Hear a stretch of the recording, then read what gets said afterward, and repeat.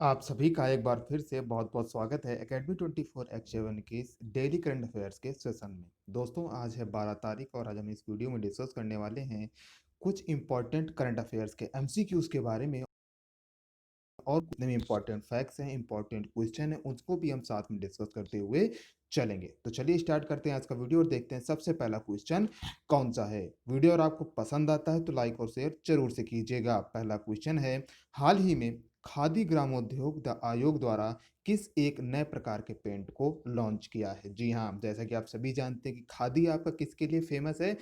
सूती वस्त्रों के लिए, ठीक है ना? सूती जो वस्त्र हैं उनको बनाने के लिए, उनको बेचने के लिए आपका ये फ़ेमस है, ठीक है ना? क्या? खादी ग्रामोद्योग। तो अब इसने क्या किया है, एक नए प्रकार के पेंट को लॉन्च किया है। अब भैया क्या है ये पेंट? क्या है ये नए प्रकार का पेंट? तो इसका नाम दिया गया है खादी प्राकृतिक पेंट। ऑप्शन बी आपका सही होगा। तो ये क्या है? इस पेंट को लॉन्च किया गया सड़क परिवहन और राजमार्ग मंत्री द्वारा। कौन है मंत्री? कमेंट बॉक्स में कमेंट करके बताइए, ठीक है ना? तो यह जो पेंट है नाम से ही पता चल रहा है कि पर्यावरण के अनुकूल है। क्यों क्या नाम रखा गया है? प्राकृतिक पेंट इसका नाम रखा गया है। यह गैर विषैला पेंट है और इसके जो गुण हैं वो क्या क्या है? एक एंटी फंगल है, एंटी बैक्टीरियल है, ठीक है ना? इस तरीके का आपका ये पेंट है और ये अपनी तरह का एक पहला उत्पाद है जो कि बनाया जाएगा किससे? गोबर के आधार पर ये तैयार किया जाएगा। गाय के गोबर के आधार पर तैयार किया जाएगा, ठीक है ना? उसके बाद क्या होगा, ये बहुत ही ज़्यादा इसकी जो कॉस्ट होगी बहुत ही ज़्यादा क्या प्रभावी है, यानी कि आपके बजट में आएगी और ये गंधहीन है। ऐसा नहीं कि ये गोबर के घटक से बना हुआ है तो उसमें से कोई बदबू आएगी, ठीक है ना? ये एक बिल्कुल जैसे आम पेंट होते हैं उसी की तरह इसको डेवलप किया जाएगा। बिल्कुल प्राकृतिक पेंट आपका ये होगा। इसे भारतीय मानक ब्यूरो द्वारा प्रमाणित भी किया गया है। आपका ये 2 फॉर्मेट में उपलब्ध होगा, यानी कि 2 रूपों में उपलब्ध होगा। कौन-सा है? एक डिस्टेंपर पेंट होगा और दूसरा प्लास्टिक इमल्सन पेंट होगा, ठीक है? हाँ, तो दोनों टाइप के आपको पेंट यहाँ पर मिल जाएँगे। चलिए आगे बढ़ते हैं दूसरे क्वेश्चन में।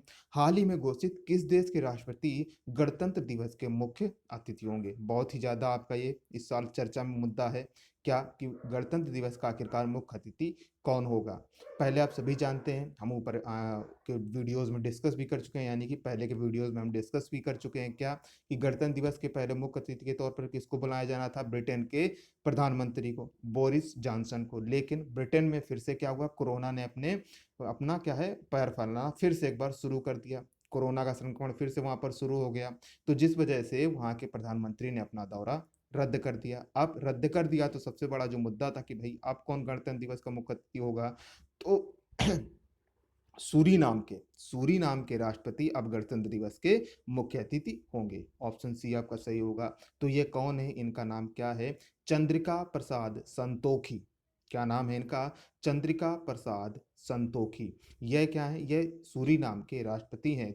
सूरीनाम क्या है? यह आपका एक दक्षिण अमेरिकी देश है, ठीक है? अभी हम मैप में देखेंगे सूरी नाम की आपकी लोकेशन क्या है। आप मोबाइल का यूज़ करते हैं, जैसे कि आप मोबाइल का यूज़ करके अभी यूट्यूब के थ्रू आप ये वीडियो देख रहे हैं। इसी तरीके से जो भी आपको जब आपकी कोई भी वीडियोज़ देखें तो आप एक कोई भी नया नाम हो, ठीक है ना? या फिर जियोग्राफिकल पॉइंट ऑफ व्यू से इम्पोर्टेंट हो, आपके करंट की इम्पोर्टेंस हो, तो आप उसको गूगल मैप पे जाकर के ज़रूर से देखें। इससे क्या होता है? आपकी जियोग्राफी भी मजबूत होती है और आपको देश-विदेश में फैले जगहों की पता भी चलता है, ठीक है ना? आपको उसकी जानकारी भी होती है। तो यह एक दक्षिणी अमेरिकी देश है, कौन-सा? सूरीनाम। और ये जो आपके चंद्रिका प्रसाद संतोखी हैं, यह सूरीनाम में किस नाम से प्रसिद्ध हैं या फिर किस नाम से लोकप्रिय हैं? चान प्रसाद। किस नाम से लोकप्रिय हैं? चान प्रसाद के नाम से ये कहाँ पर? सूरीनाम में लोकप्रिय है। चलिए ये आपकी जानकारी हो गई क्वेश्चन से रिलेटेड। अब देख लेते हैं आपका जो सूरीनाम है वो दक्षिण अमेरिका में कहाँ पर है। अब चलते हैं गूगल मैप में। तो देखिए ये है हमारा प्यारा भारत, ठीक है? ये हमारा प्यारा भारत है। अब हम पश्चिम की तरफ बढ़ेंगे तो यहाँ पर आपको दिख रहा होगा सऊदी अरेबिया। सऊदी अरेबिया के पश्चिम में आप देख रहे होंगे, तो ये आपको अफ्रीका दिख रहा है, ठीक है ना? ये आपका सब ये बड़ा सा आपका भाग दिख रहा है। आप थोड़ा सा और पढ़ते हैं तो ऊपरी हिस्से में आपको क्या दिख रहा है? ये आपको उत्तर अमेरिका दिख रहा है और नीचे के हिस्से में आपको ये दिख रहा है क्या? दक्षिण अमेरिका। ठीक है, तो मैंने बात की कि यह एक दक्षिण अमेरिकी देश है सूरीनाम। तो यहाँ पर जब आप यहाँ पर कहाँ पर सर्च बॉक्स में यहाँ पर जब आप टाइप करेंगे सूरीनाम तो यहाँ पर एक नया देश मतलब एक देश आ जाएगा सूरीनाम। ठीक है, कहाँ पर होगा देखिए, जब हम इसको जूम करेंगे दक्षिण अफ्रीका के मैप को, देखिए यहाँ पर यह है आपका सूरीनाम भी रहा होगा। फ्रेंच गुआना और गुआना से घिरा हुआ आपका देश है आपका सूरीनाम। ठीक है, तो आई होप आपको लोकेशन भी पता चल गई होगी कि आपका सूरीनाम कहाँ पर है, अच्छी तरीके से अब आपको याद भी हो जाएगा। चलिए अब बढ़ते हैं वीडियो में आगे की तरफ। तो देखते हैं हमारा तीसरा क्वेश्चन कौन सा है। हाल ही में घोषित भारत में कोविड 19 के टीकाकरण की शुरुआत कब से होगी? जी हाँ, आप सभी जानते हैं कि पूरे देश में ड्राई रन किया गया। क्या किया गया? Dry run. ये क्या है? ये वैक्सीनेशन को देश के अलग अलग हिस्सों में पहुंचाया गया, तेजी के साथ जो वैक्सीन है उसका वितरण किया गया। अब जो डेट फिक्स की गई है टीकाकरण की, वैक्सीनेशन की, वो फिक्स की गई है मकर संक्रांति, या फिर यूं कहें कि लोहड़ी, या फिर यूं कहें कि माघ बिहू, या फिर यूं कहें कि पोंगल। यानी कि ये सभी त्योहार लगभग इसी तारीख को आपके मनाए जाते हैं। मकर संक्रांति से आप समझ गए होंगे कब, 16 जनवरी को। 16 जनवरी से आपका टीकाकरण ये शुरू किया जाएगा। ऑप्शन ए आपका सही होगा। ठीक है, ये जो टीका है ये सबसे पहले किसे लगाया जाएगा? तो आप सभी जानते हैं कि हेल्थ वर्कर्स ने कोरोना के समय बहुत ही ज़्यादा काम किया, या फिर जो पब्लिक सेक्टर में जो बहुत इंपॉर्टेंट काम कर रहे हैं जैसे कि हमारे पुलिस हैं, इन लोगों को पहले टीका लगाया जाएगा। उसके बाद 50 साल से ऊपर के जो लोग हैं, ठीक है, 50 साल से जो ऊपर के लोग हैं उनको लगाया जाएगा। और फिर उसके बाद जो 50 साल से कम आबादी वाले लोग हैं उनको यह टीका लगाया जाएगा जिन्हें कोई गंभीर बीमारी है। ठीक है ना, यानी कि जिन्हें कोई गंभीर बीमारी है तो उनको पहले टीका लगाया जाएगा। क्योंकि क्योंकि हमने देखा कि जो कोरोना के समय है, कोरोना के समय में जो लोग कोरोना से संक्रमित हुए, ठीक है, उनमें से कुछ लोगों की दुर्भाग्यवश मृत्यु भी हो गई। ठीक है, तो देखा गया, ऐसा देखा गया रिपोर्ट में कि जो गंभीर रूप से बीमार व्यक्ति हैं, यानी कि जिनको कोई ना कोई बीमारी पहले से है, उनको कोरोना ने सबसे पहले संक्रमित किया और उनमें से कुछ लोगों की जान भी चली गई। इसलिए पहले उन लोगों को वैक्सीनेशन किया जाएगा या फिर टीकाकरण उनका किया जाएगा। ठीक है, वीडियो पसंद आ रहा है तो लाइक और शेयर जरूर से कीजिएगा। आगे बढ़ते हैं, चौथा क्वेश्चन लेते हैं भाई साहब। ठीक है, हाल ही में किस प्रकार के खदानों के लिए सिंगल विंडो क्लियरेंस सिस्टम की शुरुआत की गई है? अब ये क्या है भैया, सिंगल विंडो क्लियरेंस सिस्टम? तो इसको क्यों लगाया जाता है? मान लीजिए किसी भी डिपार्टमेंट में सिंगल विंडो क्लियरेंस सिस्टम लगा दिया गया तो उस डिपार्टमेंट में ज़्यादा पारदर्शिता आ सके। ठीक है, किसी भी व्यक्ति को काम कराने के लिए इधर उधर भटकना नहीं पड़े। ठीक है, नहीं कि अलग अलग विंडो में न जाने पाए, एक ही जगह सभी जो उसके आवश्यक चीज़ें हैं उसको वहीं उपलब्ध करा दिया जाए और वहीं पर सारा काम हो जाए। ठीक है, इसको हम कहते हैं सिंगल विंडो सिस्टम। तो ये जो खदानें हैं किस खदानों के लिए किया गया? कोयला खदानों के लिए। ठीक है, ऑप्शन बी आपका सही होगा। तो अब कोयला खदानों के लिए सिंगल विंडो क्लियरेंस सिस्टम शुरू कर दिया गया है। ये क्यों शुरू कर किया है? जिससे कि पारदर्शिता लाई जा सके और दूसरा जो छोटे इन्वेस्टर्स हैं उनको भी प्रोत्साहित किया जा सके। क्यों? मान लीजिए जो बड़े इन्वेस्टर्स हैं, ठीक है, जो बहुत बड़े इन्वेस्टर्स हैं, वो क्या है, अलग अलग जगहों पर भी जाना हो तो जा सकते हैं क्योंकि उनके पास इतना बजट है। लेकिन मान लीजिए जो छोटे इन्वेस्टर्स हैं उनके पास उतना बजट नहीं है। कितना बजट नहीं है कि वो अलग अलग जगहों पर जाएं, दौड़ें, फिर उसमें अपना पैसा खर्च करें। जब उसमें बहुत ज़्यादा पैसा खर्च हो जाएगा तो फिर वो इन्वेस्ट क्या करेंगे? ठीक है ना, तो इसलिए अब सभी सुविधाओं को एक ही जगह ला दिया गया है। आप जाइए और एक ही जगह अपना सारा काम कर लीजिए। ठीक है, आई होप आपको मेरी बात समझ में आ रही होगी। कोयला मंत्री कौन है वर्तमान में? प्रहलाद जोशी है। चलिए आगे बढ़ते हैं, पांचवा क्वेश्चन लेते हैं वीडियो का। हाल ही में सीआईएसएफ के महानिदेशक के रूप में किसे नियुक्त किया गया? सीआईएसएफ क्या है, फुल फॉर्म क्या है? Central industrial security force. आप सभी जानते हैं बहुत ही बड़ा एक सिक्योरिटी फोर्स है। तो उसके महानिदेशक के रूप में नियुक्त किया गया है सुबोध कुमार जायसवाल जी को। किसे? सुबोध कुमार जायसवाल। ऑप्शन ए आपका सही होगा। ठीक है, कौन सा ऑप्शन सही होगा? Option A. जो ये सुबोध कुमार जायसवाल जी हैं, ये किस क्रम के महानिदेशक बने हैं? 28वें। कौन सा क्रम है? इनका क्रम है 28वां। ठीक है, चलिए देखते हैं। अब जो सीआईएसएफ है इसकी स्थापना कब की गई? 10 मार्च 1969 को।